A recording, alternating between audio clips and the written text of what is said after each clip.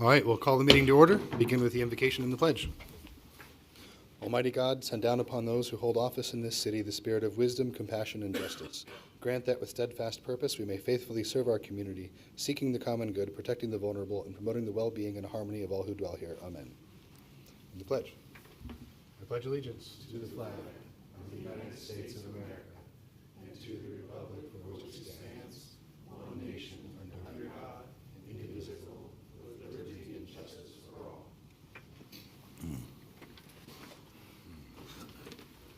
We had some photos of the Memorial Day ceremony at the cemetery on the screen. Thank you to everyone who came out, to the Parks Department and the American Legion, and everyone who helped to make that a really great event.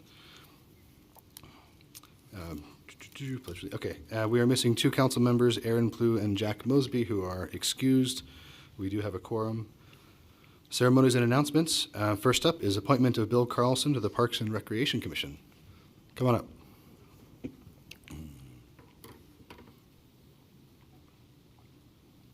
Would you start by telling us a little bit about yourself and why you're interested in serving on this commission? My name's Bill Carlson. I've 40-year resident of the area or more. I'm semi-retired. I've spent a career in the publishing industry. I'm currently, I've worked for the Hagedorn Corporation, Coeur d'Alene Press, for 30 years. There's a lot to say. I'm married 48 years. I've got 3 children, 3 great-grandchildren, and I'm up here tonight looking, seeing that I am semi-retired. The city's given me a lot more than I've given it. Look for an opportunity to serve, work with Park and Rec, make sure that we can maximize all the recreation opportunities there are for all the families of Post Falls. Questions for Mr. Carlson? Mr. Carlson, your goal of being on the commission, do you believe that the current programming and parks facilities and everything we have is good to go, and your hope is just to maintain it as it is, or do you see specific areas that you feel need improvement, and how would you improve those? Well, I think I need to get in there and listen and learn a little bit first. But just on the outside looking in, I do think that we got wonderful parks. On the recreation side, we could use some more facilities for sports, for ball. That's the only thing that I see, and I think with the cost of land acquisition and whatnot, we'd have to be very studious in how we not only spend taxpayers' money, but look for opportunities that are already there and improve the structure, so to speak. Thank you. If I may, I am curious. You've served for our Little League teams, right, for a number of years, and have been instrumental in I'm sorry, could you repeat that? You serve like our Little League system and American Legion. Is that what I saw on your years ago, when my older sons were Little League era, I coached Little League and I was on the board, but we're going back into the 80s. And, oh, okay, you're not currently. No, not currently. Oh. Just a grandparent's got kids involved. Oh, very cool. Okay. As far as American Legion goes, back in the 80s, I also was district director and ran the American Legion program in North Idaho from Lewiston North. Oh, nice. Okay. Other than baseball, what trends do you see in our area that you'd like to promote in the next few years, or if I may, if budget wasn't the most constraining resource, what would you like to see done in our parks and Post Falls? Again, that's a situation where I get in with the Park and Rec team, okay. Listen and learn. I don't have all those answers. I don't pretend to know all those. But like I say, I think the biggest thing now is just to get in with Park and Rec team and listen and learn and react to whatever the taxpayers want. Gotcha. Okay. Further questions? I have no questions for you, but I do want to say thank you and appreciate your willingness to engage and get involved in giving back to the city that we love. So thank you. Well, thank you. Yeah. Yeah, I'd just echo that and say that one of the great things about our community that makes it special is how many people step up, and you find people like yourself who've lived here forever, which I know these days is kind of like finding an albino unicorn, somebody who's lived here for 50 years. But when you find those people that have a record of service like this, it's just really heartwarming to see, and that you're not going to, rust out and go into the sunset without continuing to serve. So it's just really, great, and I think it's one of the things that makes our community special. So thank you. Well, I think you just got to keep moving. All right, thank you. You can take a seat. All right, I'm asking for confirmation. I would move to confirm the appointment of Bill Carlson to the Parks, Recreation, and Urban Forestry Commission. Second. A motion and a second. Further discussion? Roll call, please. Steigleder, Aye. Lucca, Aye. Malloy, Aye. Ziegler. Aye. Motion passes. Thank you. Next up is the Support Local Gems Day Proclamation. Whereas small businesses are the backbone of Idaho's economy, employing 2/3 of Idaho workers, and whereas Idaho consistently ranks among the top 10 states for starting a business and is home to over 200,000 small businesses, and whereas, now in its 7th year, the Support Local Gems initiative continues to engage with Idaho's business community and honor the entrepreneurs and establishments that make Idaho special, and whereas Idaho's small businesses have done an exceptional job overcoming challenges and consistently providing their customers with high-quality service, and whereas our hardworking Idaho businesses, entrepreneurs, and workers have earned our support and deserve to be celebrated during the Support Local Gems initiative. Now, therefore, I, Randy Westland, Mayor of Post Falls, do hereby proclaim the day of Friday, June 12th, 2026, to be Support Local Gems Day in the city of Post Falls, Idaho, and I encourage all residents to recognize this special observance by supporting the local small businesses in our community. This is a good reminder that you don't have to buy everything on Amazon, that we have really good local businesses here that we should work to support, to keep that money local. Any amendments to the agenda? We have none tonight, sir. Declarations of conflict, ex parte contacts, and site visits? Seeing none, consent calendar. Item A is approval of the City Council minutes from April 21st, 2026. Item B is approval of the City Council minutes from May 19th, 2026. Item C is payables, May 20th through June 3rd, 2026. Item D is March Cash and Investments Report. Item E is approval of the U.S. Department of Justice Assistance Grant Applications, Certifications, and Assurances. Item F is North Place East, 4th Edition Plat Approval. Item G is the Lucky Larry Estates Subdivision Construction Improvement Agreement. And last, H is Rosewater Place Master Development Agreement, SUBD-25-1-10. Questions on the consent calendar? Seeing none. Move to approve the consent calendar as presented. Second. Motion and a second. Further discussion? Roll call, please. Malloy, Aye. Steigleder, Aye. Lucca, Aye. Ziegler. Aye. Motion passes. Thank you. Up to public hearings. Tonight we have none, so we'll go down to unfinished business, item 3. First action item is ordinance updating door-to-door solicitation. So this is on for adoption. We did have a question as far as the administrative process and picking up the permits at the police station. What we've done is removed the word printable from the code, but we wanted to avoid codifying sort of those background process aspects. As I mentioned in the presentation, we have handled that on the back end. The way we're going to run it through the permitting software, it'll generate the certificate, the permit, which then PD will print out, and then they'll be directed to come pick that up from the desk at PD. I also wanted to point out the summary statement at the end of the ordinance needs a little bit of an update. It originally said badges. That needs to be changed to certificates, but I'll correct that with the clerk on the back end, but I wanted to make you aware of it.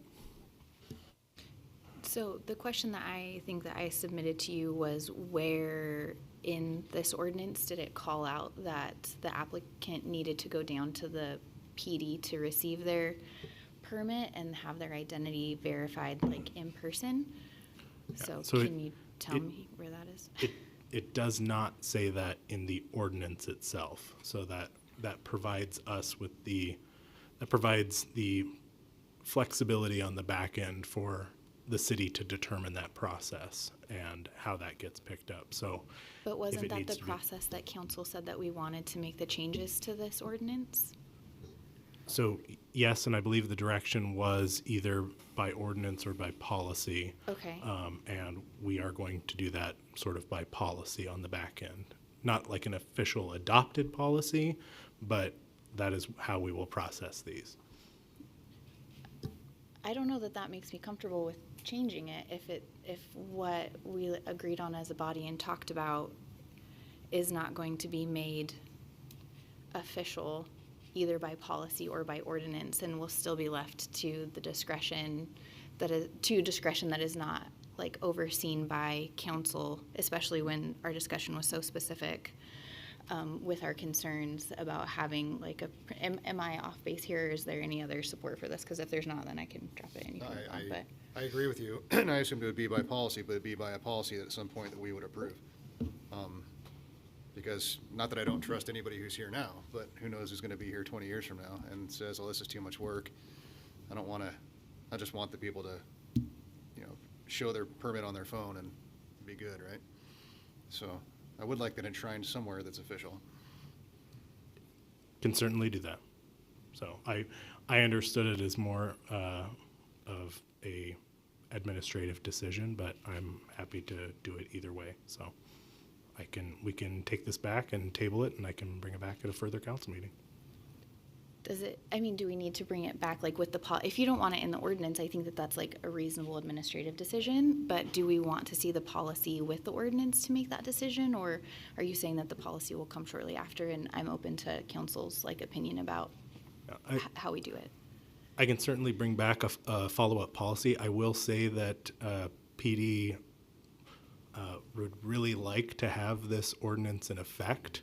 I know we are starting to get a lot of door-to-door applications, and we're getting into that season, and so the sooner that we can start doing that, the better.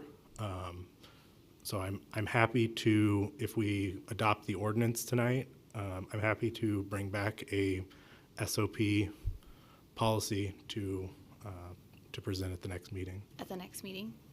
I'm comfortable with that. Okay. Yeah, I would ask us to go down that path so that they have what they need for this season. I'm all about it. I move to place the ordinance updating door-to-door solicitation on its first and only reading by title only while under suspension of the rules. Second. Motion and a second. Further discussion? Roll call, please. Lucca, Aye. Ziegler, Aye. Malloy, Aye. Steigleder, Aye. Motion passes.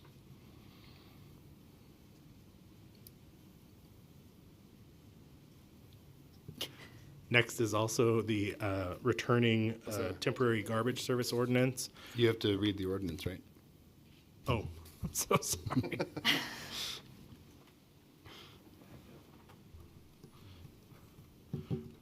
I got lost on the process thinking about the SOP. Sorry. An ordinance of the City of Post Falls, a municipal corporation of the state of Idaho, providing for amendment of Post Falls Municipal Code by replacing and repealing and replacing Chapter 5.20 to establish regulations for commercial door-to-door solicitation, providing for permit processing, providing application requirements, hours of solicitation and conduct standards, providing exemptions for non-commercial and constitutionally protected activities, providing for appeals and penalties, providing that remaining sections of Post Falls City Code remain in effect, and providing for severability, providing for this ordinance to be in full force and effect from and after its passage, approval, and publication according to law. I move to approve the ordinance updating door-to-door solicitation and to direct the clerk to assign the appropriate number and that it be published by summary only. Second. Motion and a second. Further discussion? Roll call, please. Ziegler, Aye. Malloy, Aye. Steigleder, Aye. Lucca, Aye. Motion passes. Thank you. We are on to ordinance providing for temporary garbage service. Anything special on this one? Nope, this was amended by staff and placed back on the agenda. I move to place the ordinance providing for temporary garbage service on its first and only reading by title only while under suspension of the rules. Second. Motion and a second. Further discussion? Roll call, Yeah, please. just that I'm still not comfortable with the, I think it's overly restrictive still, with the 2 30-day calendar periods in any calendar year. If you have a 4-month project that you're remodeling an entire house or something, you should be able to, there should be some mechanism where they could apply for a permit if it's going to go too long or whatever. There should be some flexibility in being able to say this project is temporary, but it's going to go for this long. Not every project can be done in 30 days or only 2 within the course of a year. And I just don't see the motivation to, it seems protectionist of the,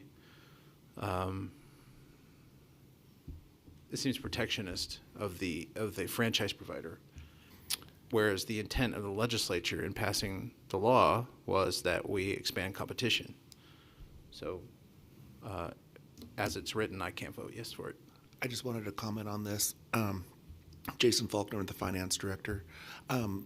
If that's the case, the project does run long, then what we have had in the past is the homeowner will contact the person we have the franchise agreement with, and they will provide a longer service, 30-yard or a roll-off container at that time if it goes longer than temporary.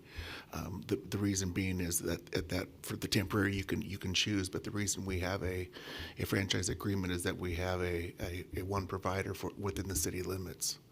So if anything longer than that, then it would be the provider that we do have. And one thing with having that, the franchisee agreement is the city does get portion of the revenue off of the sale and each month off of the fee that we do remit back to Republic Services. And part of that fee does also pay for city staff that subsidizes the general fund, because some of, like the utility staff, some of them do take a lot of utility phone calls, and so it does help offset those expenses as well. And for a while, it does also do recycling programs and other things. So the city does benefit by having a franchise agreement that way. Certainly, and I'm not debating whether we should have a franchise agreement. I'm just suggesting that probably the small portion of revenue that comes from that to the franchise provider from roll-off is small. I'm guessing. I mean, maybe I'm wrong. It's millions of dollars, but I don't think that it is, because I would assume that most of the revenue is coming off of residential trash collection, which is every single house is required to have that and would still be under this ordinance. But for the person who's a contractor and they can get a better rate on a roll-off container for remodeling a house and doing roofs and that sort of thing, should we force them into a protectionist scheme of protecting the franchise provider when the legislature clearly wanted us to expand competition when it came to temporary? So in my view, 2 30-day calendar periods is too restrictive. We don't want people that are going to get around the franchise agreement by putting an unsightly dumpster in front of their house. And I would argue that Republic Services does have competitive rates with other providers, so I wouldn't say that it's forcing them to pay more. I would say that their rates are competitive with anybody in the area, so I don't think that'd be a hardship to ask them to go with the franchise agreement that we have within the city of Post Falls. The other piece of this was just trying to keep it as a temporary project, and the direction from council was to not have a large administrative burden for managing this. And the way we saw it is that if you start going into that 4-month, 6-month sort of rental, is it a temporary project at that point? And we're going to be sort of on a complaint-based reporting structure. We're not going to be out timing how long these containers are out there. And so we thought a temporary project, 2 30-day calendar periods, it's easy for a neighbor to be like, they've had that roll-off container there for a couple months now, and maybe that's not a temporary project at this point. Getting beyond that sort of 2 30-day periods, it starts to say, okay, this really isn't a temporary project anymore. Mm-hmm. And they do still have the option to, if it is a longer project, that they can contract with the franchisee. And I do think we do need to be somewhat protectionist with those, with our franchise provider. because we do get a large benefit for that, for less trucks going down our streets and having one service provider. So. And I totally agree with you when it comes to residential trash service. In this case, I still feel it's overly restrictive. I have remodeled a house. It did not take 60 days. It took 2 years, and I didn't need a dumpster for all of that. But anybody who's ever gone through that process, particularly with an old house, knows that it's expensive to have somebody continue to drop off a roll-off and come back and pick it up, and then come drop one off again and pick it up, so that you don't butt up against this calendar day. So if I instead I wanted like 10 6-day periods or something like that, each one of those drop-offs, there's a drop-off fee and a pickup fee. So if you just want to say, hey, this project's going to take me about 4 months, we're going to work through the summer, we're going to get all this done, there should be a mechanism for the public to say, this is going to take me 4 months, I want to use my brother-in-law's roll-off dumpster company, and he's going to cut me a break, and we should just maximize the flexibility for the residents. I feel this is overly restrictive. I don't want to beat the dead horse, though, so if everyone else wants to vote for it, that's fine, but I will not. Jason, can I ask, is this an easily trackable metric within whatever software or way that we're using this? I know, like, when we re-sign contracts with, it used to be Post Falls trash, Kootenai County trash, something else trash? It wasn't Republic, right? Post-fall sanitation, yeah. Sanitation, oh, sorry. Maybe it would be nice to see what the average amount of time that someone needs a temporary trash can is, and if we pass this tonight, then like in a year, we would be able to evaluate. Sure, we could come back. Yeah, like, Yeah, is that'd be this fine. an appropriate amount of time, or do we have people that are out of the data set, and we need to increase it Sure, for more and- protection of the residents? And I did want to say, we do, it happens very rarely where we have somebody come in from the outside that where the franchisee has to send a letter saying that to have them leave the area. That doesn't happen very often. Mm-hmm. This is just we wanted to have something on the books that said something that had a definition of temporary. 4 months isn't temporary. We wanted to have some kind of flexibility. Having 2 30-day options did offer some kind of flexibility in the term of the definition of temporary, since our contract didn't identify that. So, And I understand the motivation, and I agree with it. What if somebody wanted 3 10-day? Now there are only 30 days of dumpsters, but they can't do it under this because now they've come up against the 2 30-day. It's overly restrictive.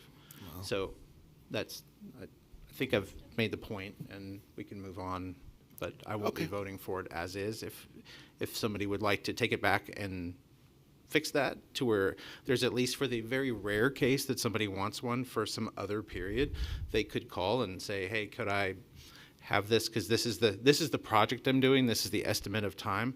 Yes, but you can have it from July 1 to September 1st, and that would be fine. But I do think I like Councilmember Steigleder's idea of revisiting, coming back and reporting back if there's anybody that's had longer than the time that you had mentioned. I think that's fair. Okay, cool. Input from other counselors? None? With that, I would move to place the ordinance providing for We temporary. already have the motion. Oh, We had a did? motion in a second. We were just doing discussion. If there's no other discussion, Fair then roll call, please, for placing the ordinance on its reading. Malloy, Aye. Steigleder, Aye. Lucca, no. Ziegler, Aye. Motion passes.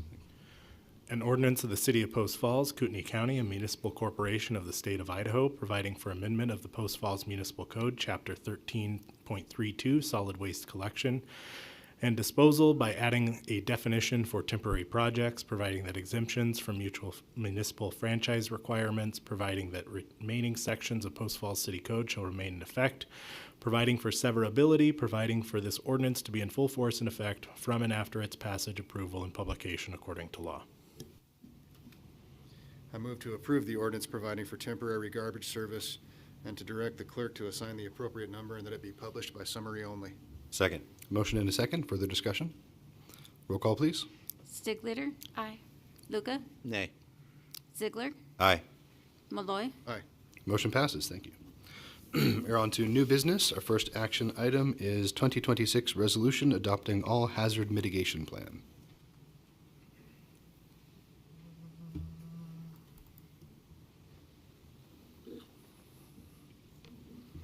Good evening, Mayor, City Council. Tonight I have for you the Kootenai County All Hazard Mitigation Plan update.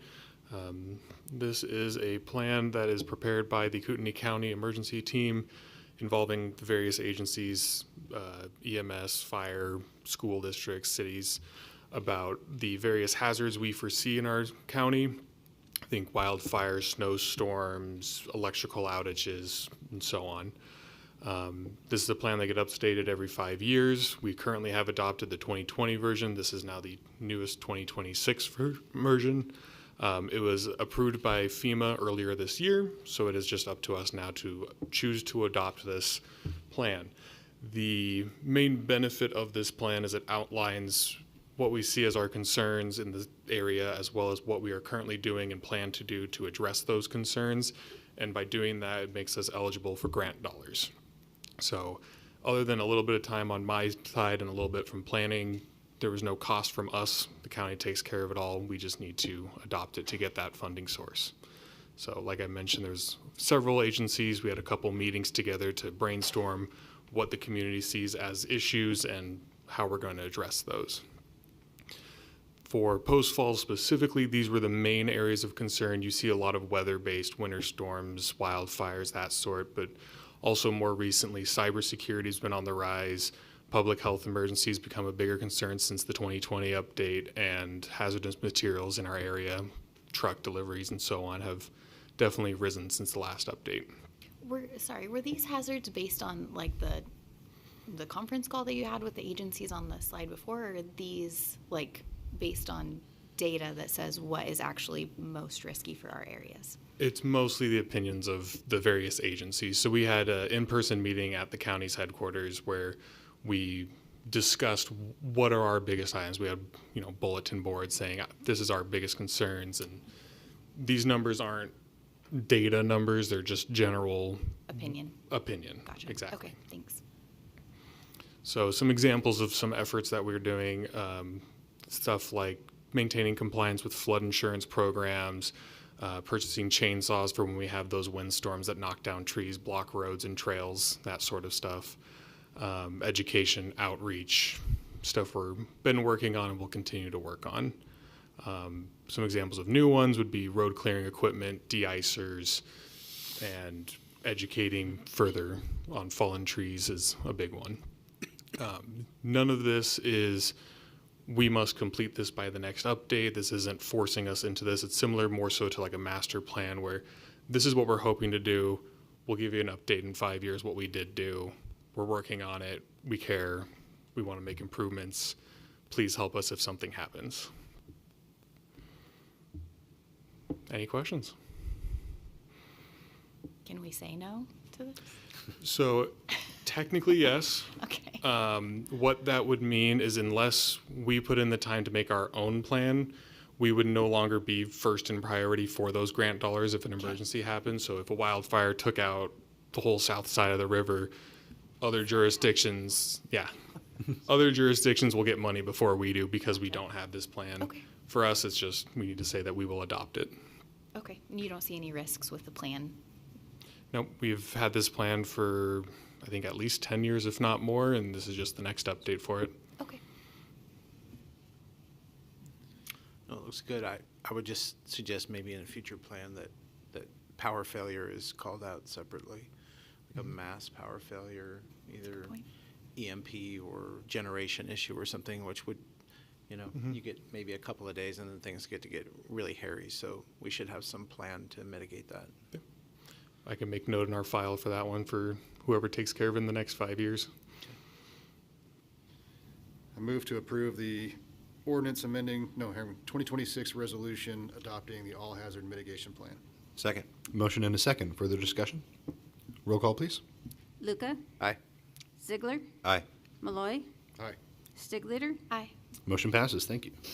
We're up to item B, Ordinance Amending Domestic Animal Regulations, otherwise known as Making Ducks Great Again.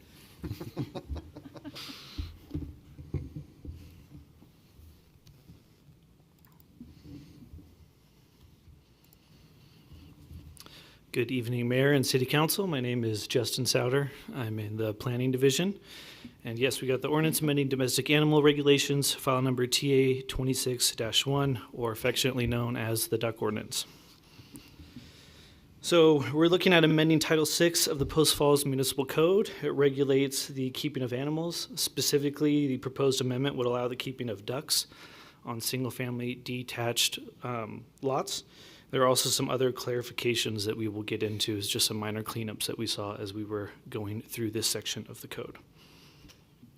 So this all started back in September of 2025. A resident came to the Planning Commission and brought up the matter that ducks are currently treated as livestock, and she asked that we look into it and treat them more like chickens.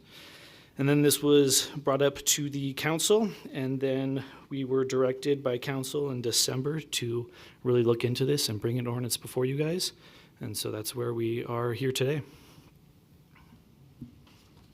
So this is currently what is allowed in our code. Chickens are permitted on any detached single-family lot in the city, up to a maximum of 10 hens. Roosters are prohibited, and then the code also has some regulations regarding on how and where coops should be situated on the property. So here are the setbacks: 30 feet from the front, 5 feet from the side and rear, 15 feet from the on-site residence, and then 25 feet from any neighboring residences. So we figured the easiest or most streamlined way to add ducks in here was to take the advice of the resident and treat ducks as chickens in a similar way. And so here in red is what we have proposed to allow ducks or treat them similarly as chickens. So chickens and ducks permitted on any detached single-family lot in the city, up to a maximum combined total of 12 hens and or ducks, of which no more than 6 may be ducks. So we came up with this number based off 3 different things. One, the resident herself suggested up to 5 ducks. We looked at some neighboring cities to see what they were doing. Hayden allows up to 10, Coeur d'Alene allows 4. And then we also contacted a ducks expert, which we were asked to do. So I talked to a gentleman named Tom Watkins. He is the president and owner of a hatchery in Iowa, and he was at the homesteading conference here in Coeur d'Alene last year. So reached out to him and asked his opinion on some ducks. He said they are pretty similar to chickens in many ways. One thing that is different is they do need just a little bit more water than chickens, so they can duck their head under the water, but they don't necessarily need a pond or anything like that. And then another difference is he recommended that for the actual enclosure, he would recommend about twice the amount of square footage that a chicken would need. So based on those factors, if we allow 12 chickens, just doing some simple math, if you have half as many chickens, then you could have a coop of relatively the same size. So that's how we got to the number 6. There would be no changes in setbacks for coops, hutches, or the duck houses, but just some clarifying language to ensure that they are sanitary conditions for all of those types of structures. And then we also have this table here that there were some minor changes that we needed to address. So this is what the resident was originally referring to as ducks being treated as livestock. So in the same section of the code, the animals in the following table may be kept on properties containing a minimum of 3/4 of an acre of securely fenced, irrigated open space, exclusive of a home site and containing at least 1 acre in total. So as of right now, if you wanted a duck, you would have to have 1 acre of property. 3/4 of it would have to be securely fenced. And then based on this point system here, you get 10 points per acre, and you would be allowed to have 10 ducks on your 1 acre property. So with our proposed change, you would be allowed to have up to 6 ducks on any single family detached lot. And then with this table here, I'll get into an example on the next page. You can also see there was a couple other minor adjustments. Goose and rabbit were added into the 2-point system, and then turkeys and pigeons were mentioned earlier in the code but not referenced at this table, so they were added here.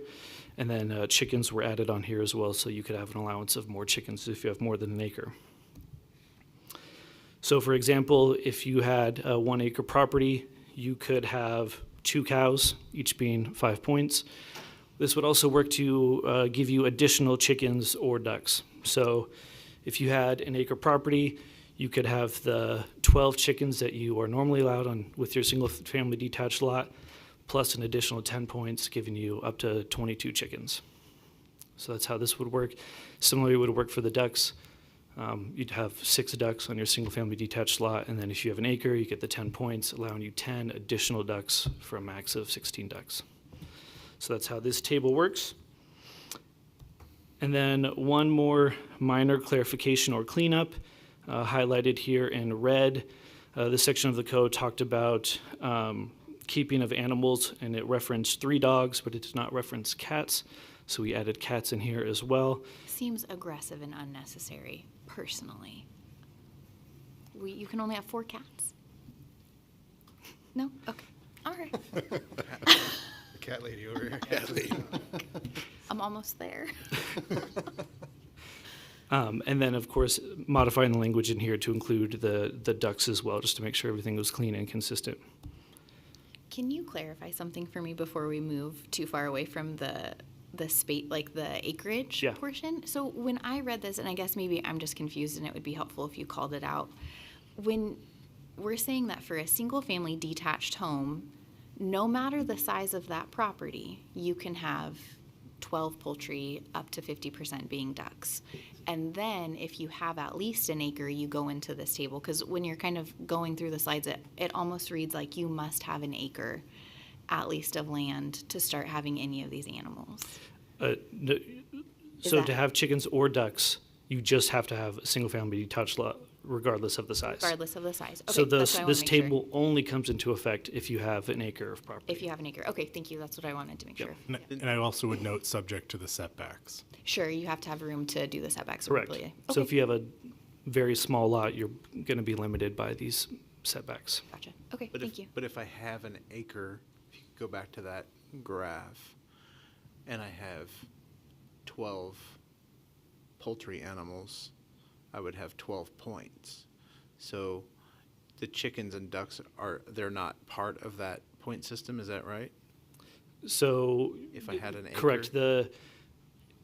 You could have the 12 chickens or ducks, and then if you have an acre, you would get an additional, you get 10 points then to spend however you like. You get 10 points above the chickens or ducks?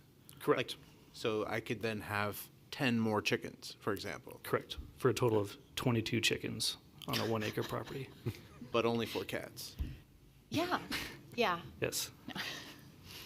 As it is written right now, it is proposed. You can The obviously cows make. and llamas and things like that, do those go into the 7 permitted animals? So if I have 3 No. dogs, Those, I believe it says, are excluded.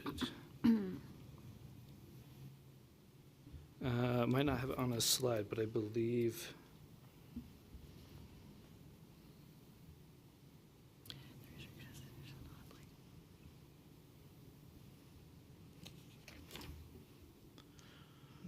if nobody else has done it I believe so far, it's I'll the- say, I just wanted to make sure we have our ducks in a row. I believe it's under the except otherwise specified in subsection 6.8, Yeah. A2, A3, A4, because it's under A3. Yes. So I have a question about chicken and duck equivalency. You're saying that a Those duck, are words you never thought you'd utter. you're saying a duck requires twice as much space as a chicken? Only for, it was a recommendation from the duck expert, Yep. only for an enclosure that they stay in. So if you have like a run, they said chickens and ducks don't need any more space than another. But if you were to have a coop, he would recommend twice the amount of square footage for ducks, and the only reason for that was because chickens typically roost, and so you can have chickens on one layer roosting and chickens below just nesting in the coop, whereas ducks do not roost, and so theoretically they would need about twice the amount of space as a duck would, as a chicken So would. my question then is, on the maximum allowed total of 12, no more than 6 being ducks, if ducks are worth twice as much as a chicken and you have 6 ducks and 6 chickens, that would be the equivalent of 12 chickens. Yeah. Which would mean that the space is too small.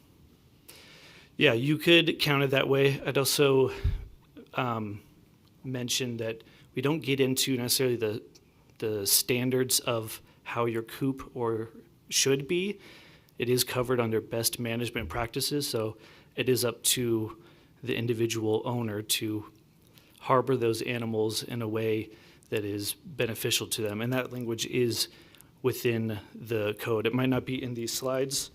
The chickens can But- roost above the ducks. Yeah, that too. But you're saying it'd be ground like level. having 16 or 18? 18 animals instead of, right, because it's 6 times 2 plus another 6. Plus another 6. Yeah, I see what you're saying. So it But- really doesn't matter to me. I just, Chickens get the penthouse. yes, Yeah. chickens get the upper levels. Yeah, yeah. Better Yeah. for you. Penthouse, yeah. That's really it. And, here's the summary. Allowance up to 6 ducks on any detached single-family lot, up to a maximum of 12 hens or ducks. And there's some minor edits in the table for animals on properties that are at least an acre in size, and then allowance for cats in the permitted animal limits. So, Thank you for the work that you did on this, and thanks for like specifically listening to what council asked for and like making the call to the duck expert. Like I really appreciate that kind of diligence, and I think that's why when we meet other elected officials from other cities, they're always very envious of the staff that we have here. So thank you. well, you're welcome, and thank you. I move to place the ordinance amending domestic animal regulations on its first and only reading by title only while under suspension of the rules. Second. Motion and a second. Further discussion? Roll call, please. Ziegler, Aye. Malloy, Aye. Steigleder, Aye. Lucca, Aye. Motion passes. May I ask one quick question? Did we reach out to the lady that brought this up in the very beginning? We did? Okay, great. Thanks. So we can certainly move for adoption tonight since there's no changes, but that's not what but that wasn't originally what was anticipated. So, but we can do that. We will just remove the draft language, and we can get it adopted if that's the will of the council. So, They thought we were going to argue about this. So do you want me to change the motion just to bring it back? no, I mean, if there's no changes, it's think as we want our easy ducks as now. removing the draft. Just All right. ducky with me. So I'll just go straight to the approval section of this? Yep.